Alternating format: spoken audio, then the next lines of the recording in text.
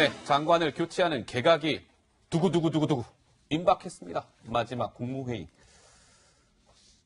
문재인 정부 들어서 개각 한 번도 없었죠. 만약에 이번에 하게 되면 처음인 것 같습니다. 자, 장관을 교체하는 이제 개각이 이번 주 중에 있을 것 같아요. 큰 변수가 없는 한, 그러니까 며칠 안 남은 것이죠. 그래서 오늘 장관들이 쭉 대통령이 쫙 이렇게 장관들 쫙 앉혀놓고 회의 주재하지 않습니까? 국무회의라고 하죠. 오늘 국무회의가 있었는데 김민지 기자 어땠습니까? 좀 개각 앞두고 국무회의 좀 분위기가 뒤숭숭했을 것 같은데요. 네, 그래서 영상을 좀 살펴봤는데요. 사실은 분위기는 좀 화기애애했습니다. 서로 이제 표정 같은 것도 좀 밝게 서로 인사하는 모습도 있었고요. 대통령과 이제 장관들의 이야기를 나누고 서로 이제 회의 전에도 악수를 나누면서 반갑게 인사하는 모습도 보였습니다. 말씀하신 대로 이번 주에 중폭 개각이 있을 예정이기 때문에 사실상 좀 마지막 공식 국무회의입니다. 물론 청문회가 있기 전까지는 시간이 있습니다만 사실상의 마지막 국무회의의 모습이었습니다. 자, 티타임을 끝낸 뒤에 문 대통령이요. 태풍 쏠릭에 대한 언급을 하면서 국무회의를 시작했는데요. 먼저 문 대통령의 목소리 준비했습니다. 6년 만에 우리 한반도로 상륙한 태풍 쏠릭에 대응하더라고 모두들 아주 수고가 많았습니다. 그런데 태풍이 또 끝나자마자 곧바로 오히려 태풍 때보다 더 심한 그런 또 폭우가 이어지고 있습니다. 모든 부처들이 힘을 모아서 만전을 다해 주시기 바랍니다. 요즘 우리 정부의 경제정책 기조, 특히 소득주도 성장에 대한 논쟁이 뜨겁습니다. 정부는 우리의 경제정책 기조를 자신 있게 흔들림 없이 추진해 주기 바랍니다. 네. 자, 오늘 여러 부처의 장관들이 참석을 했는데 안건우 기자는 여러 명의 장관들 가운데 어느 장관이 가장 눈에 띄었습니까? 저 이분을 보면 좀 애잔한 마음도 듭니다. 송영무 국방부 장관인데요. 보통 이제 국무회의 입장할 때 보면은 좀 표정들이 나오잖아요. 자, 송영무 장관 들어오는 모습입니다. 고개 숙이고 들어오는 모습이 보였죠. 그리고 웃음을 지어 보이는데 뭔가 저렇게 활짝 웃는다기보다는 약간 쓴 웃음. 네, 제가 보기에는 좀 쓴 웃음이더라고요. 네, 예. 저런 모습이 보이기도 했습니다. 그럴 수밖에 없는 게 오늘 동아일보의 일면 기사가요. 이거였습니다. 제가 제목만 그냥 읽어드릴게요. 송영무 국방 교체 후임 장관 정경두. 이게 일면 기사였습니다. 유력도 없어요. 그냥 후임 장관 정경두 딱 박았습니다. 네, 하동대 고자 그렇다 보니까 오늘 송영무 장관의 국무회의 참석이 발걸음이 가볍지만은 않았을 것 같아요. 그렇죠. 지금 가장 사실은 유임이냐 아니면 교체냐 예. 이게 가장 왔다 갔다 많이 보도가 엇갈린 분이 바로 송영무 국방장관이거든요. 게다가 이 개각 얘기는 사실은 지난 선거 때 6.13 지방자치 선거 때부터 얘기가 나왔으니까 2달 넘게 나온 거거든요. 이렇게 예. 오랫동안 사실 왔다 갔다 개각 얘기가 많이 나오면 안 돼요. 이 얘기가 나오면 빨리 하는 게 나은데 이것도 어쨌든 이번 주 안에는 뭐 30일, 31일 안에는 한다고 그러니까 그 안에는 꼭 이루어졌으면 하는 생각입니다. 예. 자, 근데 이 송영무 국방부 장관의 최근에 뭐 소셜미디어나 이런 것들을 보니까요.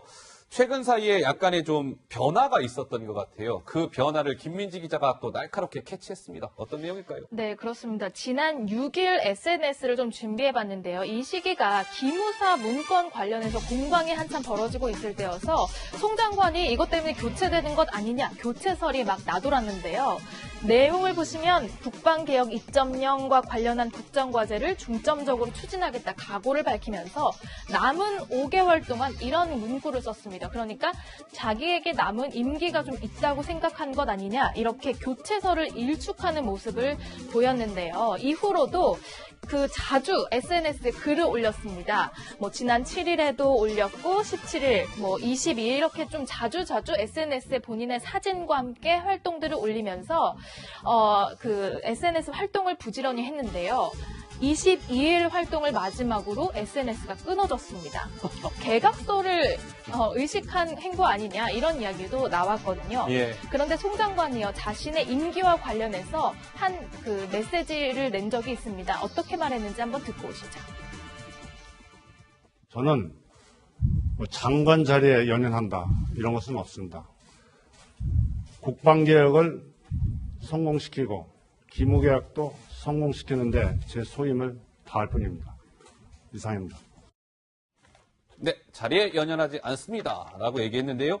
근데 오늘 국무회의 모습을 보니까 송영무 국방부 장관이 문재인 대통령하고 어떤 모습을 보였을까 궁금했는데 어땠어요, 안 기자? 일단은 좀 화기애애한 모습도 보였습니다. 아, 그래요? 티타임 때 모습을 좀 보실까요, 함께? 네, 보면은 저렇게 송 장관이 슬쩍 자리를 잡고 섭니다. 네, 송 장관이 어딘가를 쳐다보다가 슬쩍 자리를, 네, 저렇게 문 대통령에게 다가가죠. 슬쩍 자리를 잡고 서더니 자리를 옮겨서 뭔가를 열심히 설명을 합니다.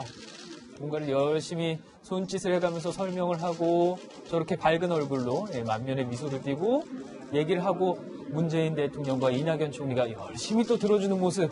네, 저런 모습을 보면 좀 화기애애했죠. 네. 네, 김 교수님 어떻습니까?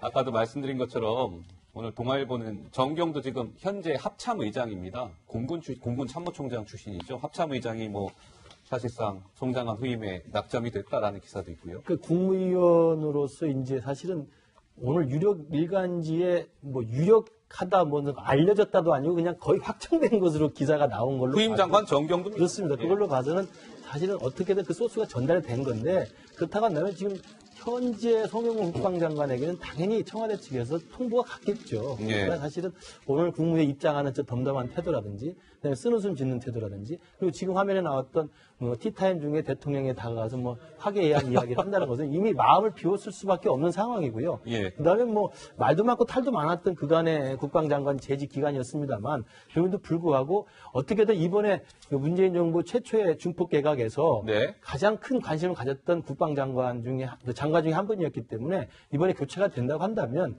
저는 사실은 그동안에 진행해왔던 국방개혁에 대한 성과도 나름대로 있을 수 있고요. 예. 또 기무사의 개업령 문건을 계기로 한 또 기무사 개혁 때 성과도 있었기 때문에 뭐 우리도 정치데스크에서 정경부 장관에 대해서 가십적으로 많은 이야기를 하고 또 비판했습니다만 예. 어차피 물러나실 거라고 한다면 예. 역사적으로 그분의 공과 과를 또 냉정하게 평가해 주는 것도 좀 필요해 보이고요. 예. 뭐 이제 또 떠나간다고 하는 그 뒷모습을 보니까 조금 좀 아쉽다는 생각도 듭니다. 아쉬우세요? 그동안 아, 좀 그럼? 비판하다 보니까 예. 정이 들었다는 측면도 있고 그런 것 같습니다. 예.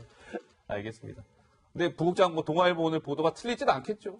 그러면 저게 동아일보 보도가 일면 톱이잖아요. 예. 일면 톱이고 이제 다른 신문도 마찬가지로 후임에 맞습니다. 정경도 합참의장 유력까지는 나왔거든요. 예. 근데 이제 동아일보는 유력이 아니고 그냥 후임 이렇게 썼다고 하는 거는 명확하게 사실 기자가 듣지 않으면 저렇게 받기 힘들어요. 게다가 일면 톱 기사기 때문에. 예, 예. 알겠습니다.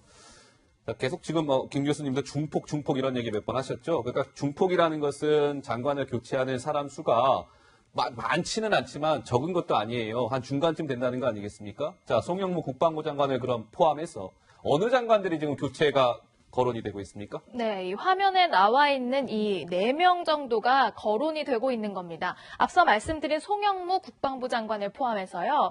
고용 대란 이 논란에 휩싸인 김영주 고용노동부 장관 많은 구설수에 휩싸였죠. 또 입시 제도와 관련해서 학부모들에게 많은 혼란을 줬다 이렇게 비판을 많이 받았는데 김상곤 교육부 장관 또 이제 입에 오르내리고 있고요. 재활용 쓰레기 대란 이것도 기억하실 겁니다. 많은 소비자들이 이것 때문에 고생을 했는데 김은경 환경부 장관도 이번 그 대상으로 거론이 되고 있습니다. 이와 관련해서요. 자유한국당 김성태 원내대표가 이렇게 이야기를 했네요. 듣고 오시죠. 논란에 휩싸인 교육부나 국방부뿐만이 아니라 산업부와 외교부, 노동부와 기재부, 우체부, 복지부 그 어느 부처 하나 말없고 다름없는 부처가 없었다는 점을 다시 한번 상기하지 않을 수 없습니다. 야당 입장에서 한 놈만 패려고 해도 대상이 너무 많아 버거울 지경이라는 점을 말씀드리지 않을 수 없습니다. 예. 이번 주 중에 하여튼 문재인 정부의 첫 개각이 있을 거라고 하니까 그 폭과 그 대상자 면면이 궁금해집니다. 지켜보도록 하죠. 자, 이런 상황에서요, 글쎄 이거 집안 싸움이라고 해야 될 것 같습니다. 달리 뭐 표현할 길이 없을 것 같아요. 자, 설명이 필요 없을 것 같습니다. 영상이 준비되어 있습니다. 듣고 오시죠. 인사와 예산을 국무조정실에 복속시키는 사실상 저로서는 이해할 수 없는 상황이 벌어졌는데 국무총리 비서실장이 책임 있는 목소리를 내지 못하고 있는 상황은 계속되지 않을까 하는 그런 이제 걱정이 내부적으로 예산을 집행하는 데 있어서 큰 문제가 없다고 생각을 합니다. 총리께도 이 내용을 보고를 드렸고 스스로가 이런 얘기를 내부에서 본인이 한다는 얘기를 이렇게 국민하고 제가 충분히 전화하다 차원에서 싸우는 거예요. 네, 순수하게 생각합니다. 집안 싸움. 자, 어떤 일이었냐면요. 다시 설명을 드릴게요. 우리 그 정부 부처 중에 이런 기관이 있습니다. 국무조정실과 국무총리 비서실 이렇게 로고가 있죠. 여기는요. 국무총리, 이낙연 국무총리 밑에 두 개 독립된 기관입니다. 하나는 국무조정실이고요. 여기서는 정책 같은 것을 담당합니다. 또 하나는 국무총리 비서실이라고 해서 의전이나 정무 같은 활동을 담당하는 곳인데요. 여기에 대해서 국회가 이 두 기관에 대해서 어떤 문제점을 제기했냐면은 국무총리 비서실의 예산을 총리 비서실의 예산을 국무조정실이 통합해서 운영하는 게 법령을 어긴 것 아니냐, 이런 관행 때문에 이렇게 운영하는 것 같은데 이거 법령 어긴 것 아닌가요? 이런 문제 제기가 나니까 이렇게 대답했습니다. 자, 배재정 국무총리 비서실장은요. 즉각 응수하기를 문제가 있습니다. 맞습니다. 문제 있는 거 맞아요. 이렇게 대답한 반면에 국무조정실장은 이렇게 대답했습니다. 문제 없다. 이미 총리도 동의한 사안이다. 이렇게 맞서면서 어떤 그 집안 싸움이 국회에서 번지니까 지적을 당한 겁니다. 네, 국무조정실장과 국무총리 비서실장이 저렇게 막 언쟁을 벌이니까 뭐 다른 부처의 사람들이 저렇게 언쟁 벌인 거야 하실 텐데요. 저 두 기관은 국무총리실 산하에 있는 어떻게 보면 패밀리예요. 식구들입니다. 식구들끼리 싸운 것이죠.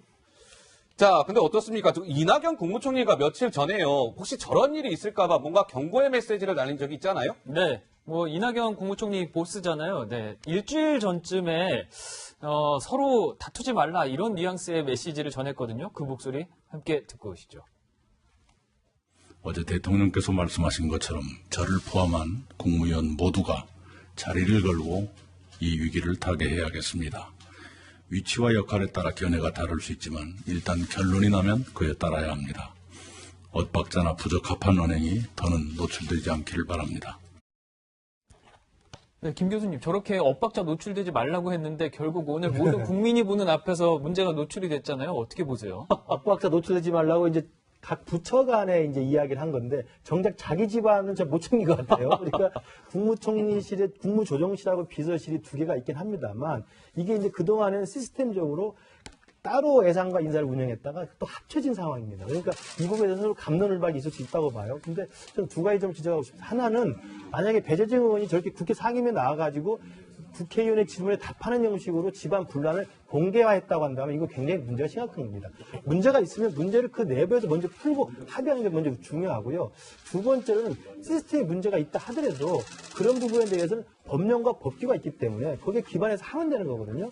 그래서 저 부분이 마치 국민들이 봤을 때 총리로서 각 부처를 통할해야 될 그 역할을 해야 될 가장 중요한 부처 그 부처가 오히려 자기 집안 내부 단속도 못하는 걸 비춰지면 국민들한테 이제 불신을 주지 않을까 이런 안타까움이 좀 있습니다. 예, 저런 이견이 노출된 자리는 어떤 식사 자리가 아니었고요.